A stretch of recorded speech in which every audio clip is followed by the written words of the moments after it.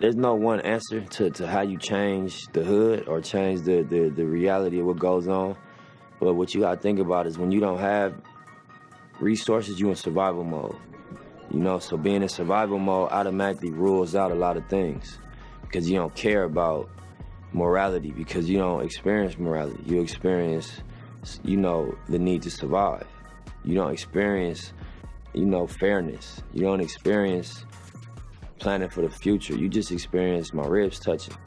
You know what I mean? And it's better me than you. And, you know, it's a survival instinct that kick in.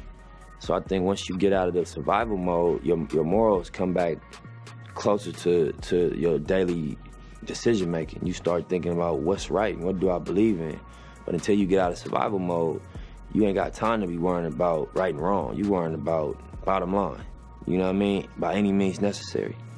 So I think that economics is the answer. Empowering people economically is how you really impact. But I don't know if it's about dropping a bag of money in the hood. I think it's about impacting culture in a way that, you know, the mentality changes.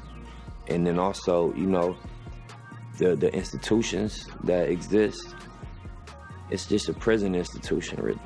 It's like a pipeline to jail. It ain't no constructive institutions for real that meet you ground level. It's just like if you fuck up, we got somewhere to put you. So it's like a fear-based preventative approach than like some love. And like we know y'all going through a struggle, and we know y'all could use an art center or you know what I mean, a studio compound or entrepreneurial space. It's like whatever going on, if you can't figure it out, we gonna lock you up, bro. So whatever it is, yeah, it's on y'all. I think like you get people out of survival mode, they start thinking different. I did, you know, when I figured out, you know, how to get myself out of the situation, my approach to life and people was different. I wasn't so angry. I didn't have my guard up. I wasn't so aggressive. I wasn't so, you know, expecting, if you ain't helping me, fuck you. That wasn't the mentality no more. And I can't blame nobody, you know what I mean, that's thinking about how they gonna pay their rent, or like going through not having food at the house, being young and having to go outside to hustle to feed themselves for school clothes. That's gonna change people. That's gonna make you feel away, and you can't fault them. You just gotta kind of empathize with the scenario and understand. You put a person in survival mode, they're gonna survive by any means. I couldn't make a blanket statement to just the young people doing dirt. I don't think that's honest. You know what I mean? It's context for everything. Nothing happens in a vacuum, you know? But I would say that, you know what I mean, you're gonna lay in the bed you make. You're not gonna get away with nothing in terms of the energy. You know what I mean? You might beat the camera or the police. They might not catch you for what you're doing, but the energy is always gonna return to you. So when you just living in this cycle of being negative all day and just putting out negativity and that's the only energy you putting out, it's gonna return to you in different form than you put it out in.